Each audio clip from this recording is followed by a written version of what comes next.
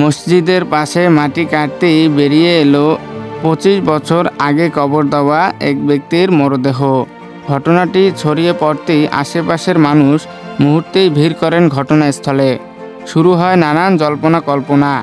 এলাকার অনেকেই মনে করছেন আল্লাহর কুদরত, আবার কেউ কেউ মনে করছেন পরহেজগার বান্দাদের প্রতি জান্নাতের ইঙ্গিত হিসাবে।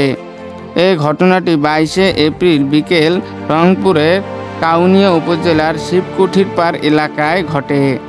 মসজিদের সেফটি ট্যাঙ্ক খননের সময় প্রত্যক্ষদর্শীরা জানান, কাফনের কাপড় মোড়ানো অবস্থায় পাওয়া যায় একটি মরদেহ।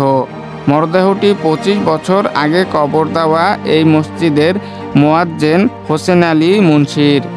স্থানীয়রা জানায়, জীবিত অবস্থায় পরহেজগার ছিলেন হোসেন আলী মুন্সি। মৃত্যুর পর তাহার ইচ্ছা পোষণে মসজিদের পাশেই দাফন করা হয় তাকে। দাফনের ২৫ বছর পর মরদেহটি ছিল অনেকটা মমির মতো শুকনো, তবে কাফনের কাপড় ছিল পরিষ্কার। ২৫ বছর পর মৃতদেহ দেখতে তার আত্মীয় স্বজনরা ভিড় করেন। পরে পাশের একটি কবরস্থানে তাকে দাফন করা হয়।